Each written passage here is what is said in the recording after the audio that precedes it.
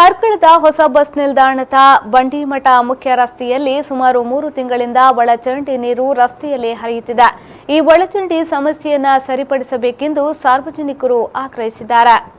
ಈ ಒಳಚರಂಡಿ ಸಮಸ್ಯೆ ಇಂದು ನಿನ್ನೆಯದಲ್ಲ. ಕೆಲವು ವರ್ಷದಿಂದ ಈ ಸಮಸ್ಯೆ ಜನರಿಗೆ ಕಾಡುತ್ತಿದೆ. ಹಲವು ಬಾರಿ ಮಾಧ್ಯಮಗಳಲ್ಲಿ, ಪತ್ರಿಕೆಗಳಲ್ಲಿ ಸಮಸ್ಯೆಯ ಬಗ್ಗೆ ಸುದ್ದಿ ಪ್ರಸಾರವಾದರೂ ಈ ಸಮಸ್ಯೆಗೆ ನಮಗೂ ಸಂಬಂಧವಿಲ್ಲ ಎಂಬಂತೆ ಪುರಸಭೆ ವರ್ತಿಸುತ್ತಿದೆ.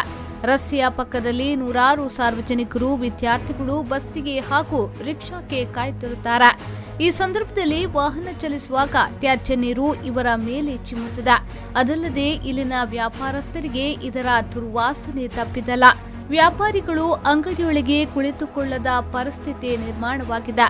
ಪುರಸಭೆಯ ಅಧಿಕಾರಿಯವರಲ್ಲಿ ಈ ಸಮಸ್ಯೆಯನ್ನ ಹೇಳಿದ್ರೆ ಮಳೆಯ ಕಾರಣದಿಂದ ಆಗುವಂತಹ ಸಮಸ್ಯೆಗೆ ನಾವು ಏನು ಮಾಡುವಂತಿಲ್ಲ ಎಂಬ ಬೇಜವಾಬ್ದಾರಿ ಉತ್ತರ ನೀಡುತ್ತಿದ್ದಾರೆ ಎಂದು ಸ್ಥಳೀಯರು ಹೇಳುತ್ತಿದ್ದಾರೆ.